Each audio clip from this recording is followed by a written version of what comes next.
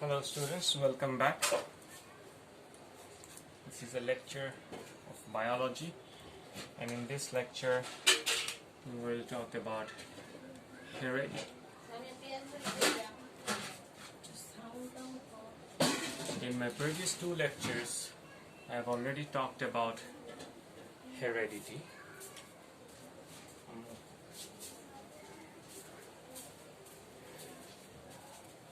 Take it. The sound call. In this lecture we will learn more about heredity. In the last lecture we have seen that there was a Austrian monk named Mendel. What was his full name? Do you recall his full name? Yeah, Gregor Mendel did an experiment and laid out the foundation for genetics. And he did something like this. A small recap of what we did in the last class. He took some tall plant, some garden maize plant, tall garden plant, and dwarf garden plant. Okay, some tall plant, and he took purebred of them. Purebred.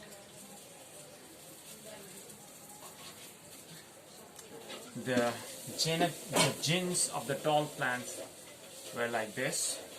The genes for small plant were this, two small things. And then you cross-pollinate them. What do you see? The first generation, F1 generation. F1 generation. In F1 generation, what do you see? All tall plant. Why was that? Because when they reproduce, from this they produce gametes. I hope you understand this. Sex cells from where a new organism will grow. When gametes are produced, they have haploid number of chromosomes. This is what we done in the last chapter when we were doing sexual reproduction in plants, in animals. So when they reproduce, when gametes are produced, the genes are divided. When gametes are produced, the genes are divided. Each gamete will contain only one gene. Okay?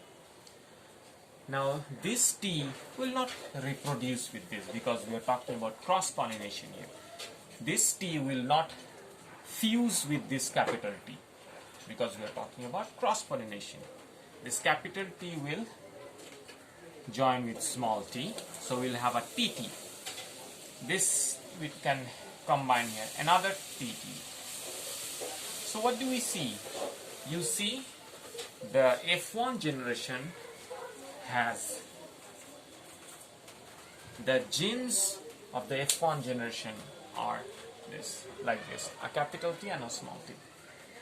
So capital T represent tall and small t represent dwarf. So what do you expect?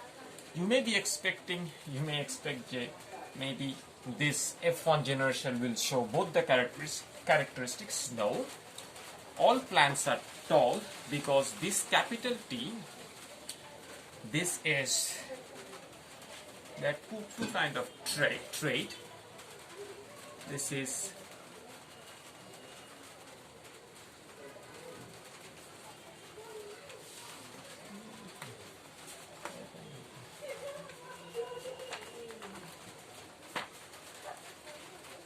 dominant trait.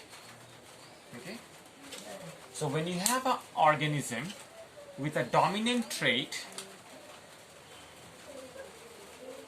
and the other one is recessive, so when you have an organism that has genes that contain genes from the dominant trait and also the recessive trait, the result will always be dominant. What you will see, what you will observe, the trait, the phenomenon that you will observe is dominant. Okay? And he also showed that the F2 generation. So what happens with F2 generation? these are allowed to pollinate within themselves. T, T, T, T. So what can you see from that? Now F1 generation will fuse with each other. So F1 generation, one capital TT, another TT, right? From here you have a gamete like this, gamete like this. So what do you see? This T can combine, this is F2 generation, T with a T. So you can have a TT, a capital T with a small t and a capital T, small t and a small t. So these are the four possibilities in the F2 generation. And in the F2 generation, this plant will be tall. This plant will also be tall. This plant will be tall. So this will be, and this will be dwarf. So you expect 3 tall plants and 1 dwarf plant in the F2 generation. This is what we have learned in the previous lectures. This is a small review of that. Now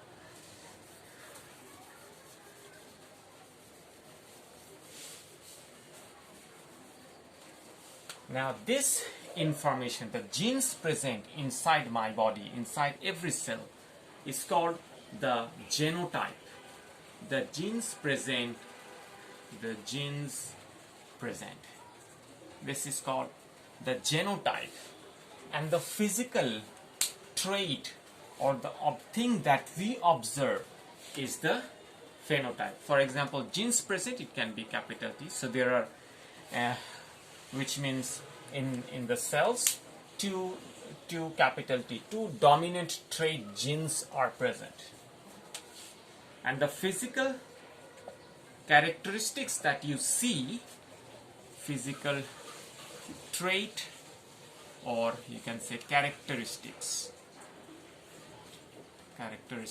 Physical characteristics that you see is called the phenotype, like tallness, dwarfness, okay, skin color could be. But the genes responsible for that skin color, like we are brown, right? The genes responsible for our skin color, the genes responsible for our skin color is the genotype. Now if I give you an organism here, let's say we proceed with the previous experiment analysis. Let's say I give you a tall plant, okay? And I ask you, give me the genotype, the type of gene present in this plant. What can you say? What is the, you see that it's a tall plant, and what can you say about it? Its genetics, type of genes.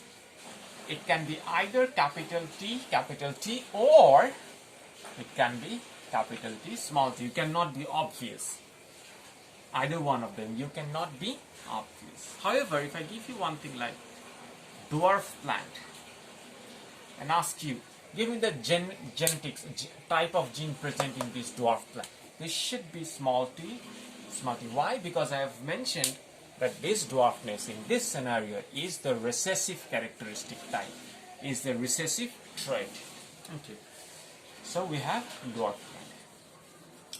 So now, this tall plant, these are the phenotype, and these are the genotype. Okay? Phenotype and genotype. All right. Now,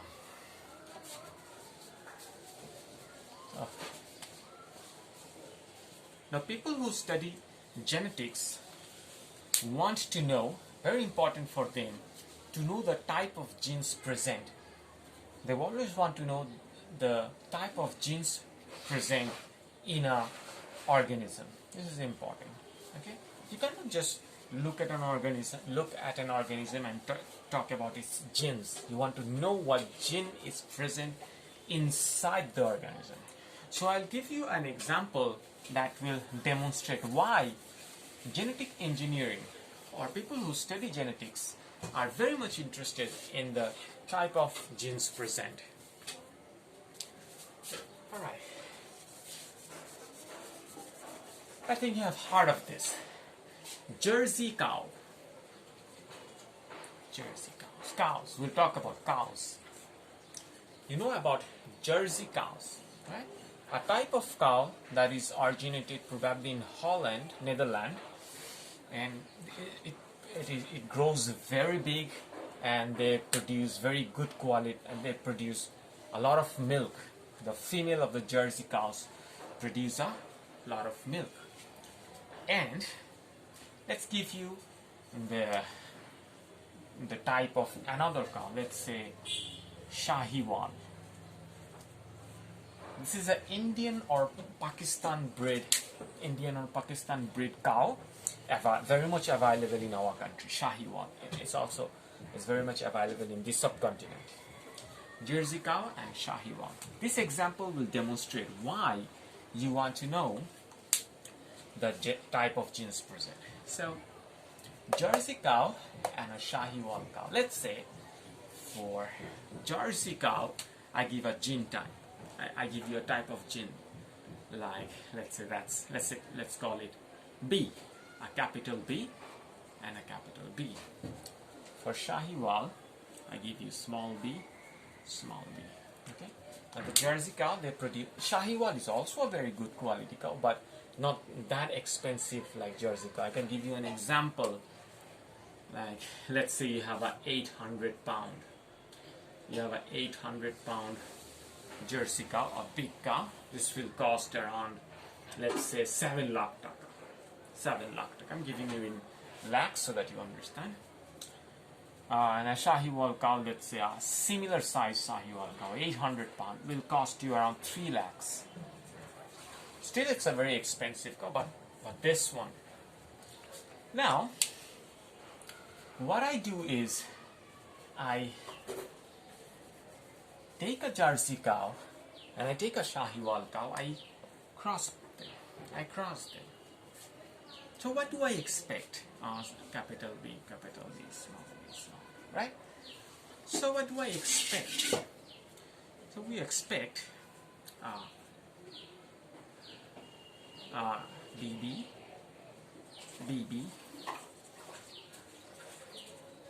because this will separate one gamete, this B with that B, so BB. Now let me tell you one thing. The look of Jersey cow and the look of Shahiwal cow is completely different. Let me tell you one thing, that this all looks like Jersey cow. They all look like Jersey cows. Why? Because the look is the dominant trait, not the quality. Not the quality. Doesn't mean, I didn't tell you that BB means since Jersey cow has the dominant trait, so they'll have all the quality of Jersey. No. The look is the dominant trait here, for example, and they all look like Jersey cows. But I'm not telling you that they will have the same characteristics.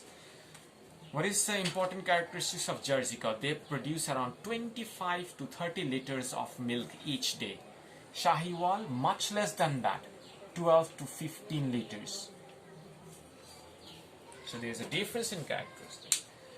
So what happens? So I have F1 generation here, and the F1 generation look like Jersey cow. And now if I give you this F1 generation cow, which exactly looks like Jersey cow, and sell you with this amount, this price, this one, are you going to take it? If somebody wants to sell me, I'm not going to take that. I will not take it, because I know that this is not a pure breed of Jersey cows. I know that this is not a pure breed of Jersey cow. So it's very important to know the genetic information. How do I know that it's not a pure breed of Jersey cow? It's from my experience. But how do genetic engineer knows? They check the genes. They check the genes. They match. If they match it, they match the genes of this with the purebred Jersey cow. They match the genes and they see that, oh, the genes look alike. So we can say that. So I hope you understand that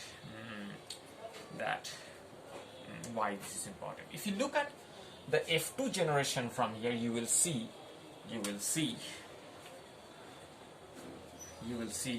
it more obvious.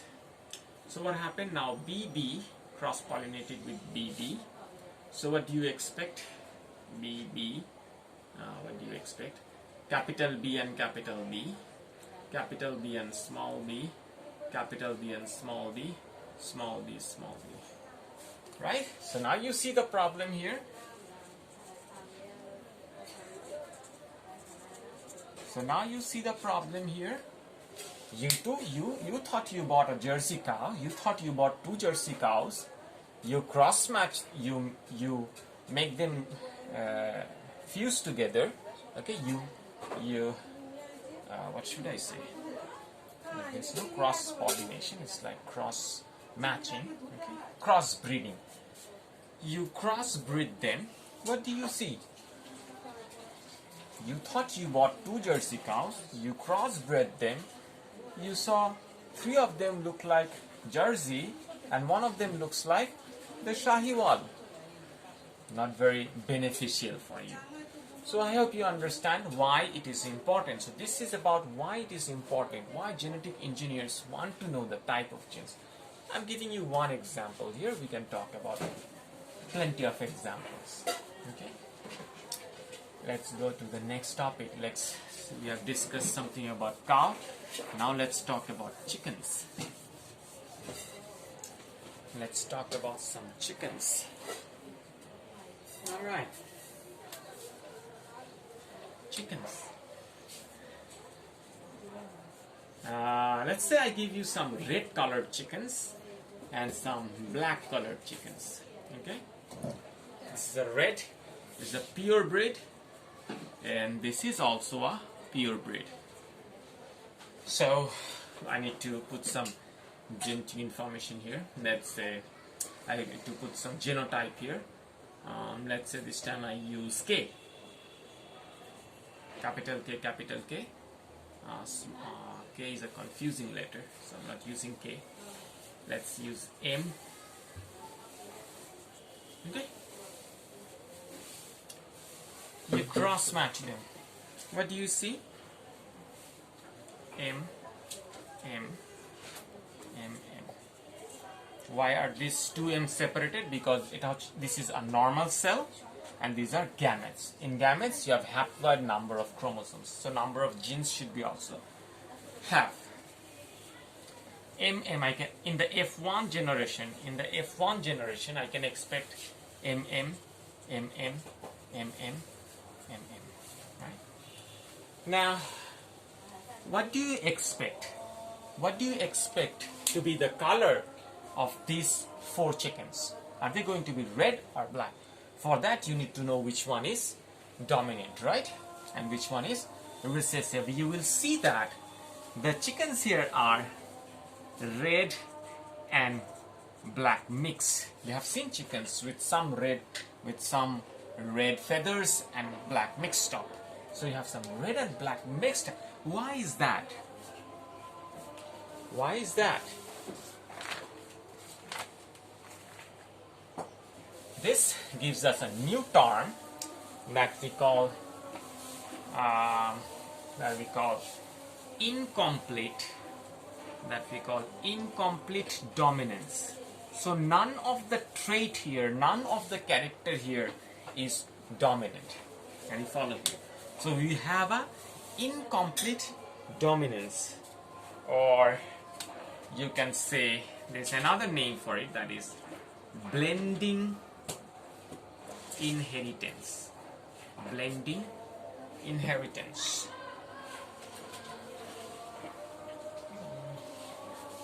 And there is another name for it. I'm giving you 3 names, all the 3 names here. I'm erasing this part.